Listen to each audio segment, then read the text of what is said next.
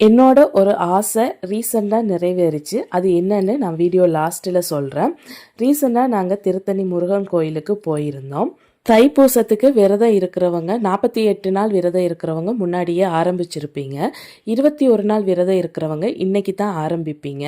48 நாள் 21 நாள் விரதம் இருந்துட்டு இருக்கிறவங்க இருக்க போகிறவங்க எல்லாருமே நல்லபடியாக உங்களுடைய விரதத்தை முடித்து முருகனுடைய அருள் பரிபூரணமாக உங்களுக்கு கிடைக்கணும் அப்படின்னு நானும் வேண்டிக்கிறேன்.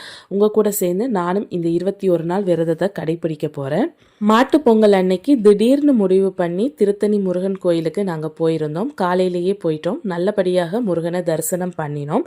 என்னோட நீண்ட நாள் ஆசை ஒன்று நிறைவேறிச்சு அப்படின்னு சொன்னேன் இல்லையா, அது என்ன அப்படின்னா, நான் வேல்மாறல் பதிகம் தொடர்ச்சியாக வீட்டில் படிச்சிட்ருக்கேன்.